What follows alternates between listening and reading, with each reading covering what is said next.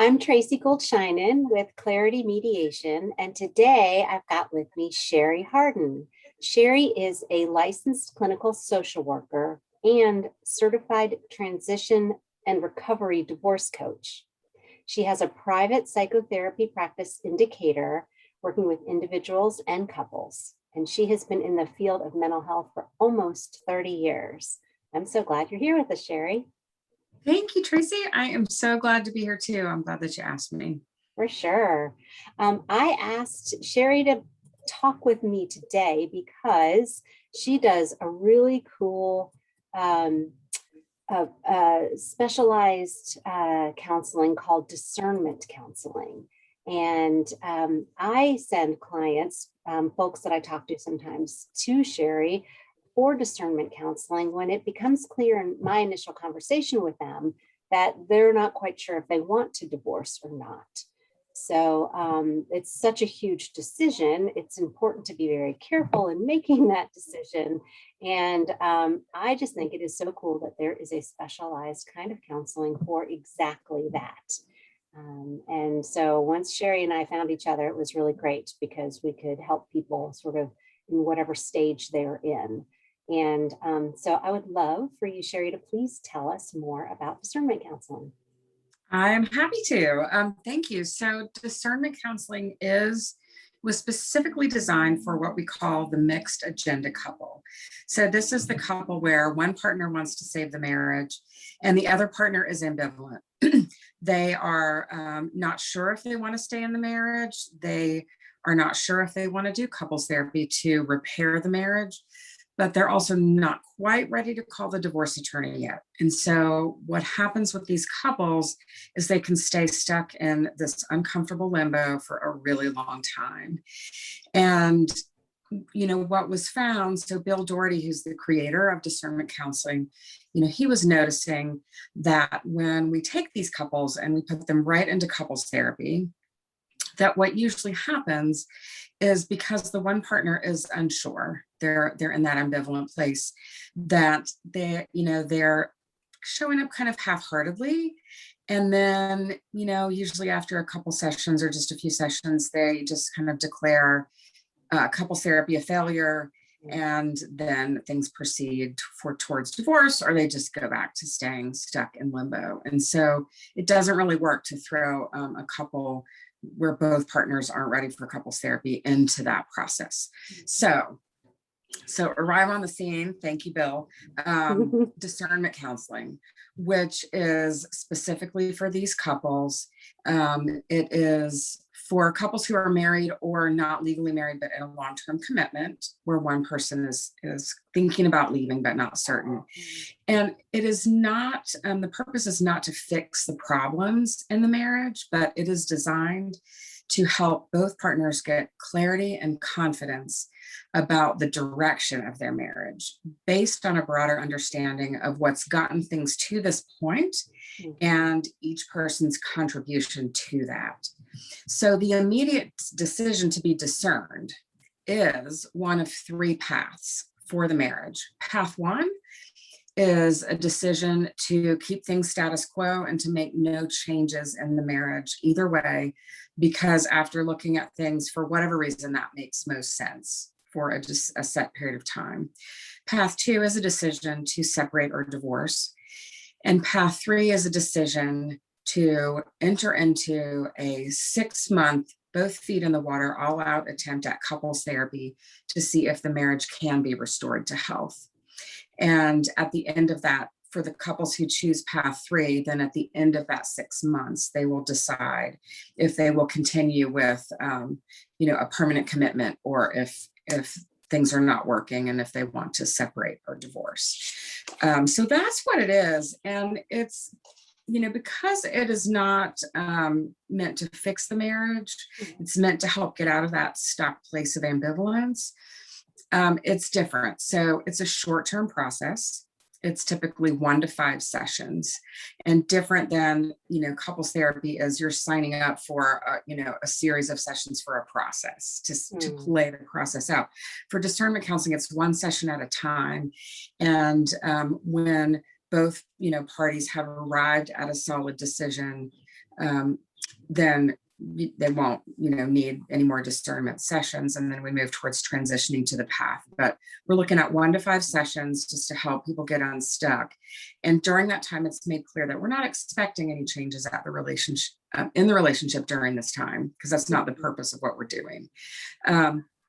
So the sessions are also structured separately than couples therapy, where in couples therapy, you've got both partners there and talking about the issues.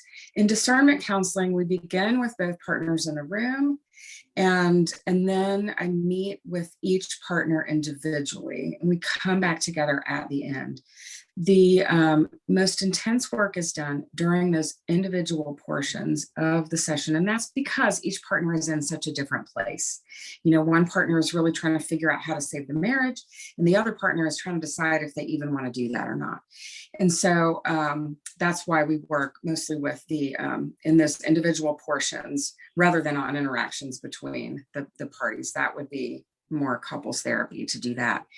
And so the emphasis in these individual portions is on identifying one's own role in the marriage getting to where it is and taking some personal responsibility for that.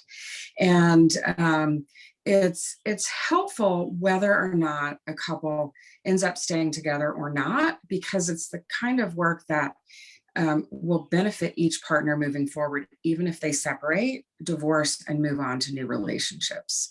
So it's helpful no matter which direction. With the leaning out spouse, the one who is ambivalent and not sure what they want, the focus there is on deciding and discerning between those 3 paths, and then on learning about their own contributions to the problems, because often they're in maybe a blaming position and are not looking at their own part in it. Not always, but sometimes they're not. So we're looking at that. For the leaning in spouse, the one who wants to stay, the focus there is on a couple of things. One is making sure that they get the leaning out partner's complaints and concerns. Sometimes they do, often they don't.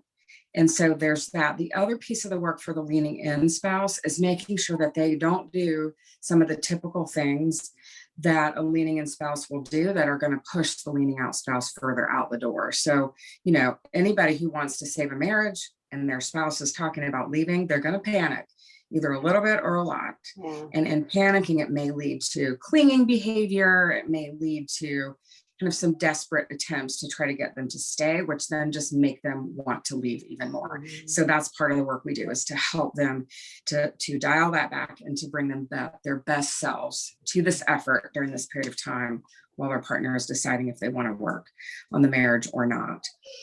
So ultimately, when a decision is made, if the decision for path 3 is chosen for therapy, then I help each partner get clear on what their goals are for the work together. And then we transition into couples therapy. It's a very clear demarcation point. Like, discernment counseling is now over and we are moving into couples therapy, and this is going to look very different.